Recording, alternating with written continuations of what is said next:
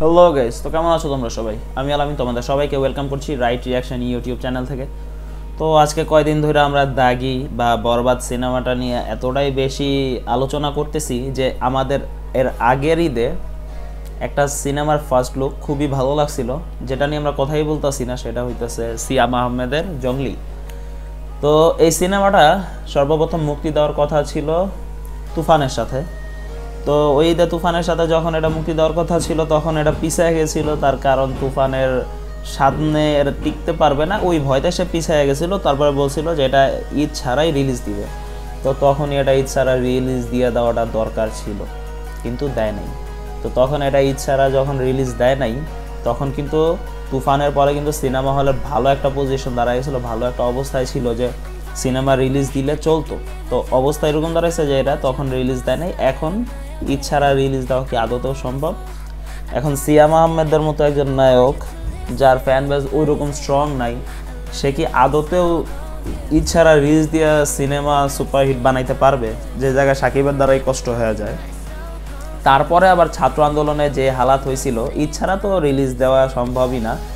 এখন তার প্ল্যানিং যে জঙ্গলি সিনেমাটা তারা ঈদে রিলিজ দিবে। এখন ঈদে যে রিলিজ দিবে এবার তো আরও আগে সম্ভব না।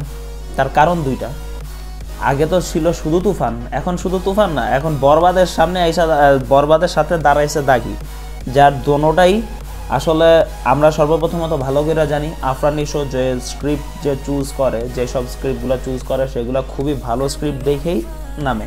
যেমন সুরঙ্গ একটা ভালো স্ক্রিপ্ট, সেই জায়গায় সেটা দেখা নামছে। তারপরে তার আর কোনো ছায়াকাই ছিল না, তারপরে আইসা ডাইরেক্ট এই দাগিতে তারা দেখা যাইতেছে। তো সে খুব টাইম দেয় একটা সিনেমাতে, সে খুবই টাইম দেয়।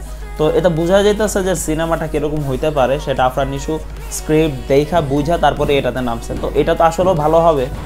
অন্যদিকে বরবাদ, যেটা মনে করো যে স্ক্রিপ্ট যদি খারাপও থাকে, সাকিবের ফ্যান বেস দ্বারা এই সিনেমারে 40-50 কোটিতে পার করে দিতে পারবে, কারণ এটা সাকিব খান ব্রো।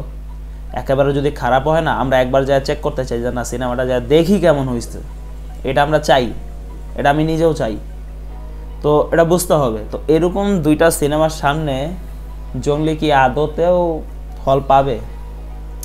দেখেন, বাংলাদেশের নর্মালি হল নাই বললেই চলে। তো একই ঈদে দুইটা সিনেমা রিলিজ দেওয়াটা ঠিক আছে, কারণ দুইটা দিলে একটা প্রতিযোগিতা হয়, এটা আরও কালেকশন আরও বেশি হয়, একটা ভালো প্রতিযোগিতা হয়। কিন্তু তিনটা হইলে বেশি হয়ে যায়, কারণ সিনেমা হলই তো নাই। 150 থেকে 60টা সিনেমা হল, যার ভিতরে বেশিরভাগই সাকিব খানের কাছে চলে যাবে। সাকিব খান কম করলেও 100 থেকে 110টা সিনেমা হল নিয়ে নিবে, তাইলে বাকি যেগুলো আছে আফরান নিশো পাবে। সিয়াম আহমেদ তো হল পাবে না ভাই। যদি হল পায় বড় জোর 10 থেকে 15টা, এখন 15টা হলে একটা সিনেমা রিলিজ দিলে সেই সিনেমার অবস্থা কী হয় সেটা তো বোঝা লাগবে। তো ওভারঅল যদি বলতে হয় তাইলে যে জঙ্গলির যে টিম যারা এই সিনেমাটা তৈরি করতেছে, যারা এই মেকাররা, জঙ্গলি টিম মেকার আসলে বোকামি করে ফেলছে, খুব বড় বোকামি করে ফেলছে, যার কারণে এই হালাত হয়েছে। তো এটা নিয়ে এখন আর কি বলবো ভাই, যা হওয়ার তা তো কইরা ফেলাইছেন আপনারা, কিচ্ছু করার নাই। এখন আপনারা মুসিবতেই আছেন, বড় ধরনের মুসিবত। যাক ভাই, আমার তো ভাই এটা বলার ছিল, যতটুকু আমার কাছে মনে হইলো যে বলার ছিল, যে এখন সিনেমার কোনো কিছুই আসে নাই, খালি ওই পোস্টারটাই আসছিল। যদি পুরাপুরি একটা ট্রেলার বা টিজার আসতো তাহলে আমি বুঝতে পারতাম যে এই সিনেমাটা কীরকম। ঠিক আছে, এখন ওরকম কিছুই আসে নাই, তো এত জোর দিয়ে কিছু বলা যাইতেছে না যে কি হইতে পারে না হইতে পারে।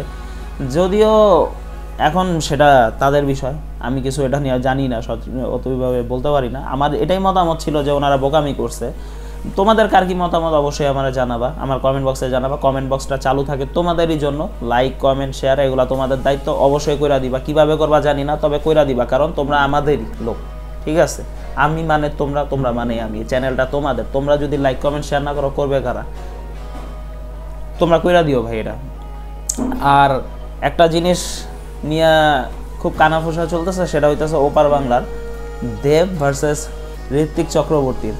জানি না কি অবস্থা হয়েছে এই ভিডিওতে, সেটা নিয়ে কথা বলতে চাই না, তাইলে লেন্থ অনেক বড় হয়ে যাবে। তোমরা যদি জানতে চাও, যারা দেব ফ্যান আছো, তারা যদি আসলে এটা নিয়ে কথা বলার জন্য বলতে চাও, তাহলে অবশ্যই আমার জানাইতে পারো। অবশ্যই আমি কথা বলবো, তারপরে তোমরা জানাইতে পারো কারা উৎসুক।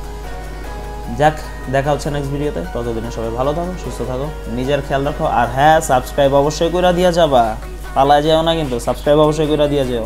ঠিক আছে, আল্লাহ হাফেজ।